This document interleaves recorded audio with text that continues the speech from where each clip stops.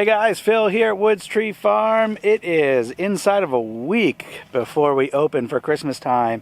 So we've got a lot to do here in a short period of time. Our trees are going to be here in just a couple days. So once they get here, we're going to be spending a lot of time moving the trees around, setting up the lot, doing some wreath making, and doing some other stuff here to get ready to open. And before those trees get here, we got to finalize all the other things, which includes the electric stuff, which I teased in the last video. If you didn't see my last video, that was putting all of these poles in the ground and doing some other setup work here. So if you want to see how we laid out our tree lot and how we put the poles in the ground, you can go back and watch that last video. I'll put a link down in this video's description. Today I'm going to share with you a few updates that you can expect in the upcoming videos, and I'm going to share with you what we're going to do for electric here. This is our first year running electric on our tree lot, so I can't say I know what I'm doing, and I can't say this is going to work out great, but I sure hope it does. So follow along today. Let's have a little fun. Here we go. To start us off today, let me show you some of the things we are spending some money on. This is going to be a 10 by 17 portable garage type canopy. This is from Harbor Freight, so it's a cheapo, but it should get us through this season and the next couple seasons. We're not going to leave this out all year long, so I'm not too concerned about how this thing holds up in the weather, because we're not keeping it out in the weather for more than a couple weeks a year. So that'll be in another video. We're going to tear into that and assemble that. And then over here, I've got another box of something I need to open up. This is an attachment for the tractor. These are some clamp-on style pallet forks.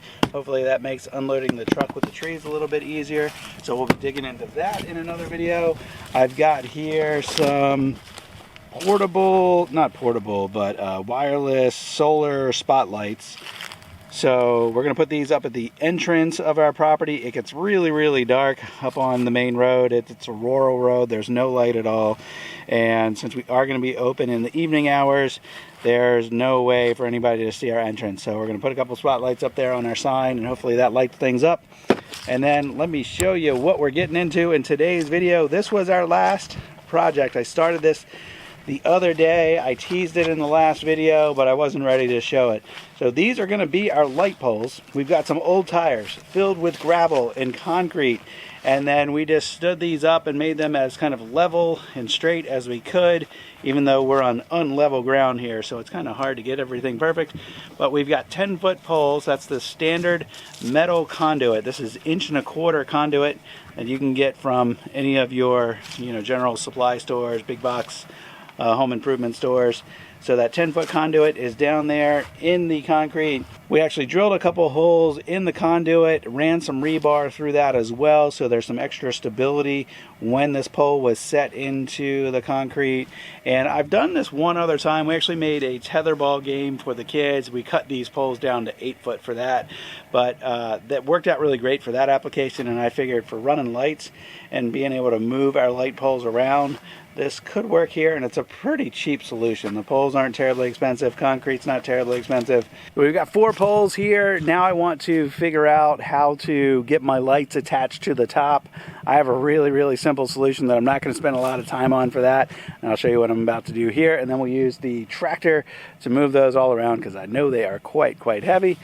And once that's done, we can put some lights up, start running some wiring. We'll see how much we get into today. You can see the sun is already low in the sky behind me. We don't have that much daylight, just a couple hours. So we'll see how much we get done. Here we go.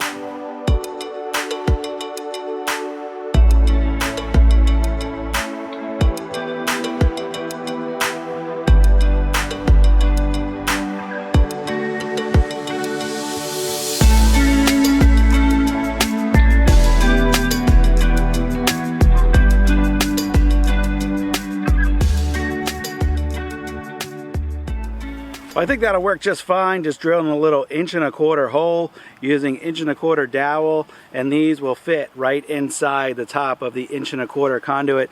The only thing I'm going to do, because I was doing this all freehand, well, you can tell there, but this is not in there straight. Don't really like the way that's sitting. Plus, because I couldn't hold the drill perfectly steady, some of my holes ended up being slightly elongated, and the dowel didn't fit in there super snug. So I've got the holes filled with glue, and that should cure and be really good. But I just went ahead and drilled a pilot hole. I'm going to go ahead and put a screw in through the dowel rod as well, and that should hold it securely in place. This will be up on top of the pole. It'll have the weight down on it, so I'm not really worried about it lifting, but I don't really want it twisting, and I certainly don't want any chance of this dowel rod sliding out. So I want to make sure it's securely fastened. Once it gets up in there, I'm probably also going to need to think about a way to keep this block from turning once it's on top of the conduit. So I'll probably have to do a little, drill a little hole through the conduit and put a little screw into the bottom of the dowel rod as well to keep this from spinning, because I don't want, once I get my lights up there, I don't want my lights to move around.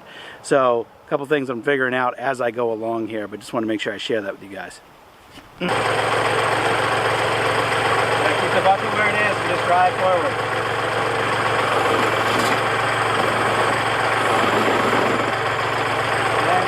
Okay, you bucket up.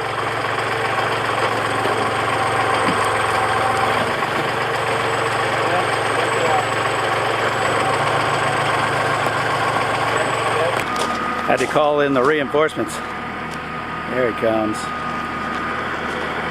I was trying to move those things around as little as possible. This one's actually going to go all the way up past our gate, and we're going to put a huge floodlight, blasting some light out in the parking lot. Nice view of the pond out there. Now with all the poles set, I just put the first block in place. So it does move around pretty easily. So I'm going to drill a little hole, put a screw in here to keep this from spinning around once it's aiming in the direction that we want it to aim. So this particular one's going to have a big floodlight pointing down towards the fire pit right down there. So I'm actually going to have to turn it just a little bit that way so it's sending light off in that direction. And so with it over there in that direction, I'm going to then drill my hole here and put in a little screw. Once we got that in, then we're going to run some 550 cord from here over to the shed, because we're going to hang string lights on the 550 cord, and we're going to hang our extension cord on it to get it up off the ground so we don't have any tripping hazards on the ground. So it's the end of day 2 now. We've got lights up. We've got at least string lights up. So we've got a string here, over to that post over there, strings that go over there towards where that tent is. That whole tent setup was a little bit of a debacle. And sorry I didn't do any video of that. This is just one of those times when like we're scrambling to get work done, and it's really, really hard for me to film and make quality video while we're doing work here. So Max is right there. He doesn't want to be tied up on the post, but he's tied up right now because he's been running all over. But we've got the main string lights up, so now just before the sun goes down, we're going to get some spotlights up, and we're going to continue to work out here into the evening. So we'll see how this goes. These are our LED lights. I've got a couple different ones I'll show you, but this is a 60 watt. It says it right there. You can see it's got a whole bunch of LEDs on that display, and I've tested this at home when it lights up. It is pretty bright. I also have 2 different 100 watt versions that we're going to use. One's going to go over the parking area, and one's going to blast light down the hill towards the fire pit. So we'll do those second, but I'm going to get 2 of these lights on the tree lot. And this will be the general fill light, and then the string lights will just be kind of accent lighting. These lights came off of Amazon. I'll drop a link in the description below this video where you can get those. This particular one comes with a switch in line, and it also comes with a plug. So it looks like there's a lot of these lights on Amazon that are pretty similar. Many of them don't come with plugs. I actually have a couple of those, and I just went and bought replacement plugs at Lowe's and wired mine up with plugs because I'm only planning on using these out here temporarily. So for now, you know, the plugs work great, and I'm going to attach it to the top of the post. I've got one of them right here, and I showed you before that we just put a piece of 4x4 up there on top of the post. The problem that I found though is that the mounting bracket that's on this doesn't really line up with a 4x4 that well. So I'm going to use another piece of plywood, and I'm going to screw this to the plywood, and then I'm going to screw the piece of plywood to the post. So that's what we're working on now. String lights are up, and that bright light up there, that 60 watt LED is up. So I think that's going to work. We're going to have to wait until it's darker to see if it's positioned at the right angle and all that, but I think for what I can see right now, I think it's going to work. So this is the last type of light that I have here. This brand, Sola, or Sala, I'm not sure how you say that, they actually wanted me to test these lights and they sent me these lights for free. So this is another 100-watt, and it's set up a little bit different than the other ones. It doesn't have the massive white reflector like the other ones did, but it does have this big diffuser panel on the front. So that's not out of focus. That is actually looks blurry because it's going to hopefully diffuse the light and spread the light out a little bit. So we're going to use this one up over the parking area and we'll see what it looks like. Okay, well there we go. I'm wrapping it up with this big 100-watt shining in my face. It is pitch black out here. We are in the country. There is no ambient light coming from the environment here. And this is up in our parking area. I doubt it's going to come out that well here, but this is projecting just enough light out that way that people can navigate themselves to their cars and tie their trees up. We're going to have to use these lights for probably an hour, hour and a half if we're planning on being open until 6 o'clock. But let me take you down and show you the final thing with the tree lot. I think it's about where we want it to be. Everything's looking pretty good. And really pleased. I think there's one little dark spot right here. I'm going to go really dark right now. I disappear because we got this little dark patch. I think we're going to have to figure out a little lighting solution for this little 100 feet of darkness right here. But I'll spin you around.